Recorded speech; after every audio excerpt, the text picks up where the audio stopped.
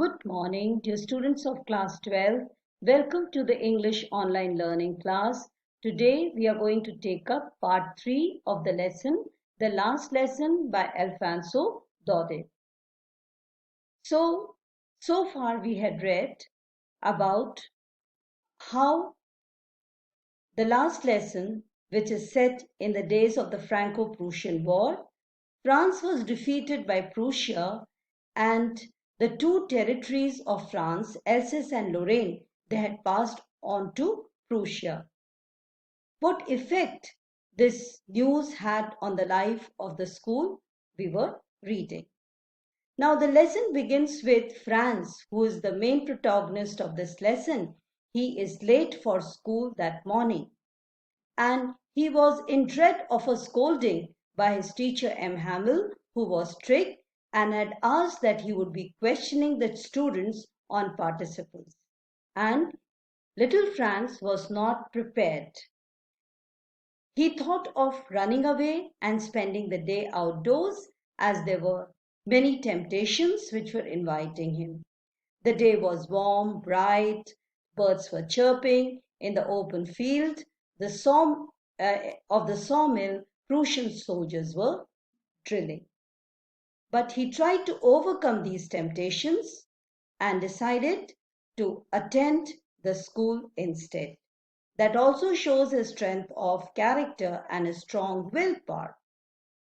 Now, as he passed through the town hall, there was a crowd in front of the bulletin board. Since last 2 years, all bad news was displayed on the bulletin board. He thought of waiting, but then he proceeded further. He was checked by the blacksmith watcher who was there with his apprentice, and Mr. Watcher, the blacksmith, said to Franz, "Don't go fast, there is plenty of time."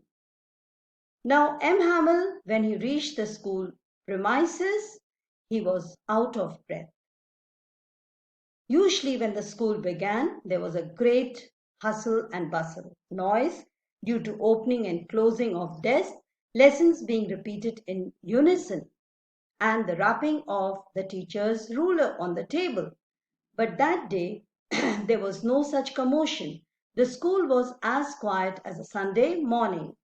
He peeped, and he found inside the class the students were already seated in their places, and Mr. M. Hal was walking up and down with his terrible iron ruler. Now, Franz was very much frightened, but he had thought that he would be sneaking into the class in the commotion of the noise. But now he was scared because he had to enter the class, and he was very much frightened and he was blushing. But nothing like that happened. As he peeped inside the class, Mr. M. Hamel said, "Very nicely, very kindly, go to your place, little Franz." And he also said, "We were beginning without you." He tried to reach his place as quick as possible, and as he occupied his seat and tried to get over his fright, he looked at his teacher. The teacher was in his best dress, the beautiful green coat, frilled shirt, and the little black silk cap which was all embroidered. This dress the teacher usually wore on special days like inspection and prize days. The whole school looked strange and solemn. Even the back benches were occupied by the village elders. So was there something special about the school that day? As he was wondering all this, Mr. M. Hamel mounted on the chair and made the announcement. He said, "Dear children, this is the last French class." As the order had come from Berlin that instead of French language in the schools of Alsace and Lorraine, German language would be taught. Now, these words fell like thunderclap on little Franz. The realization that he would not be learning his language French anymore, and he had still not mastered it, made him full of regret.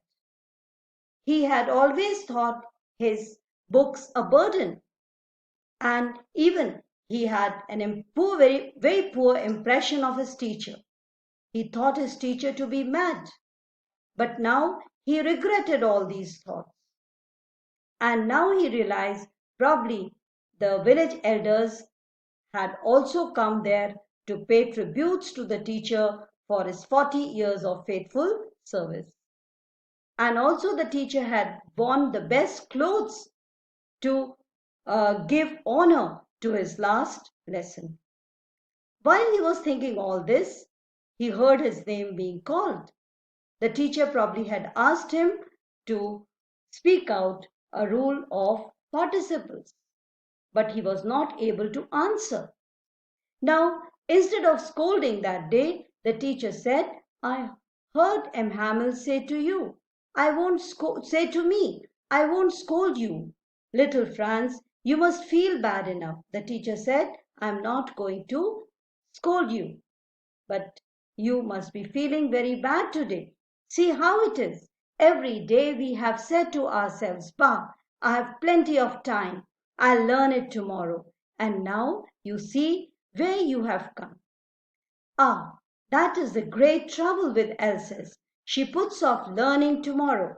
Now, those fellows out there, they will have the right to say to you, how is it you pretend to be Frenchmen, and yet you can neither speak nor write your own language?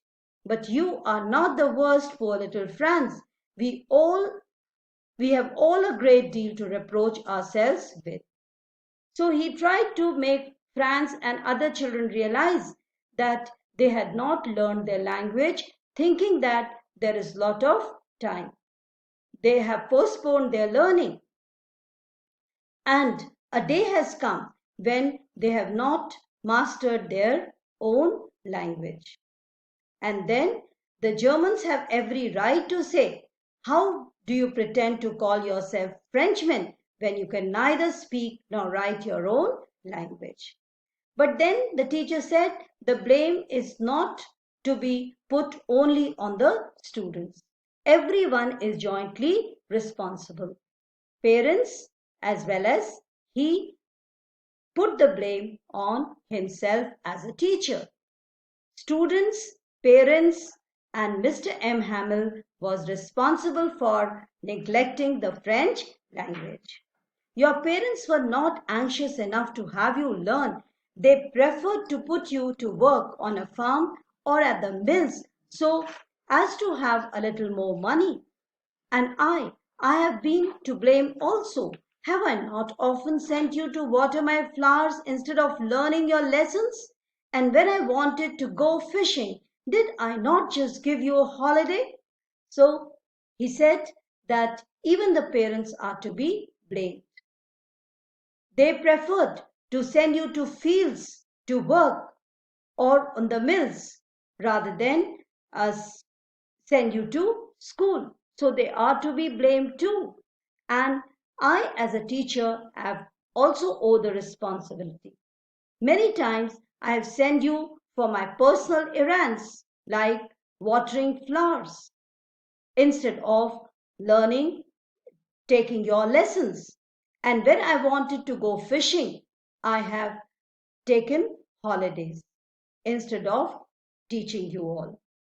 Then from one thing to another, M. Hamill went to talk of the French language, saying that it was the most beautiful language in the world, the clearest, the most logical, that we must guard it among us and never forget it. Because when people are enslaved, as long as they hold fast to their language, it is as if they had the key to their prison. Then he opened a grammar and read us to our lessons.